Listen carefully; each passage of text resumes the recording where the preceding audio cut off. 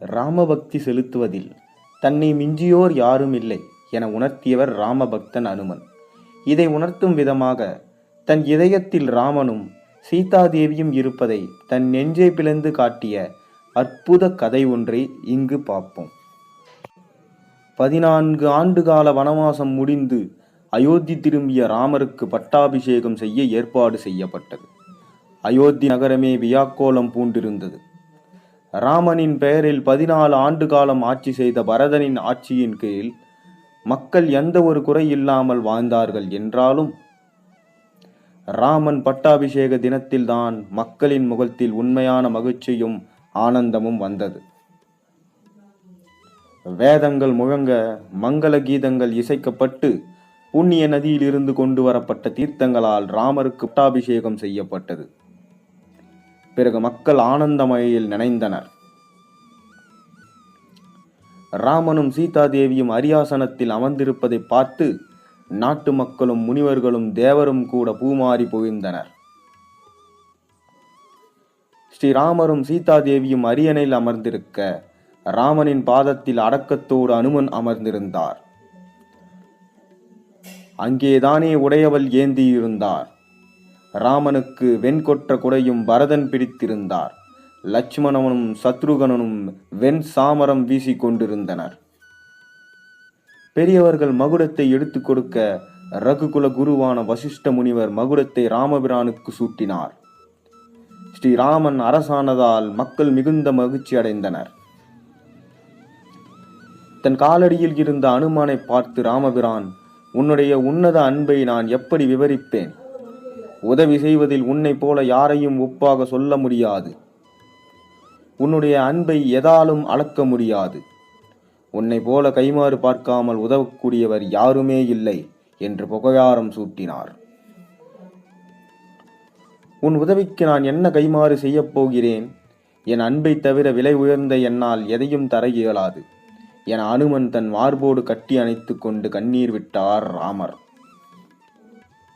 அனுமானின் உதவியையும் திறமையையும் பாராட்டி அவருக்கு ஒரு பரிசளிக்கும் விதமாக ஒளி வீசக்கூடிய முத்து மாலை ஒன்றை பரிசாக அளித்தார்.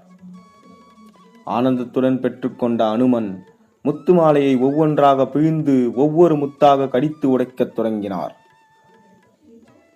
இதை பார்த்து சபையில் இருந்தவர்கள் அதிர்ச்சியில் உறைந்து போகினர். பிறகு அனைவரும் அனுமனுக்கு பித்து பிடித்து விட்டது என ஒவ்வொருவரும் ஒருவர் விதமாக பேசத் தொடங்கினர். ஆனால் அனுமன் ஏன் இப்படி செய்தார் என்பதை ராமனுக்கு நன்றாகவே தெரியும். இருப்பினும் அவனின் பக்தியை பறைசாற்ற அனைவரும் முன்னிலையும் அனுமானே ஏன் இப்படி செய்தாய் என கேட்டார். அதற்கு அஞ்சனை மைந்தனோ, பிரபு, உங்கள் மீது அளவு கடந்த பாசம் வைத்துள்ள சீதா தேவி கொடுத்த முத்து மாலையில் உங்கள் இருவரின் உருவம் இருக்கும் என நினைத்து அதை ஒவ்வொன்றாக உடைத்து பார்த்தேன். ஆனால் அதில் ஒன்றில் கூட உங்களின் திருவுருவம் இல்லை. உங்களின் திருவுருவோ பெயர் சொல்லாத எந்த பொருளும் எனக்கு தேவையில்லை என்று கூறினார். இதை கேட்ட சபையில் இருந்தவர்கள் முத்து மாலை மாசுபடுத்தியதை நியாயப்படுத்த இப்படி ஒரு காரணத்தை சொல்வதாக அனைவரும் ஏளனப்படுத்தினர். இதை கேட்டு கொண்டிருந்த ராமரோ, அப்படியானால் எப்போதும் என்னை நினைத்து கொண்டிருப்பதாக கூறும் நீ உன்னில் நான் இருப்பதை நிரூபித்து காட்ட முடியுமா என்று கேள்வி எழுப்பினார். அனுமன் வசமாக மாட்டிக்கொண்டதாக அனைவரும் நினைத்த நிலையில், என்னுள் ஸ்ரீராமர் இருப்பதை இப்போதே என் நெஞ்சை பிளந்து காட்டி அதில் ஸ்ரீராமரும் சீதாதேவியும் இருப்பதை காட்டுகிறேன் என்று உடனே தன் நெஞ்சை பிளந்தார். அனைவருக்கும் மிகுந்த ஆச்சரியம். உள்ளே இருந்ததோ ராமரும் ஸ்ரீதாதேவியும். இதை கண்டு அனைவரும் அனுமனின் எல்லையற்ற அன்பை கண்டு வியந்தனர். அனைவருக்கும் என்ன சொல்வதென்று தெரியவில்லை. பக்தி என்றால் அது இதுதான் பக்தி. இதுபோன்று ராம பக்திக்கு எடுத்துக்காட்டாக விளங்கும் அனுமனின் பெருமையை உலகுக்கு உணர்த்தும் விதமாக அனுமன் ஜெயந்தி என்று கொண்டாடப்படுகிறது. தமிழ்நாடு, கேரளாவில் மட்டும் அனுமன் ஜெயந்தி மார்கழி மாதம் மூல நட்சத்திரமும் அமாவாசையும் கூண்டி வரக்கூடிய சுபதினத்தில் வெகு விமர்சையாக கொண்டாடப்படுகிறது. பிற மாநிலங்களில் வைகாசி வளர்ப்பிறை தசமி திதி அன்று அனுமன் ஜெயந்தி கடைபிடிக்கப்படுகிறது. அனுமனுக்கு பிடித்தவை என்னவென்றால், வாயுபுத்திரன் அஞ்சனேயர் ஜெயந்தி தினத்தில் பக்தர்கள் விரதமிருந்து துளசி மாலை, வடை மாலை, வெற்றிலை மாலை, வெண்ணெய் காப்பு அலங்காரம் செய்து வழிபடுவது வழக்கமாக உள்ளது. அதுவே அனுமனுக்கு பிடித்த விஷயம்.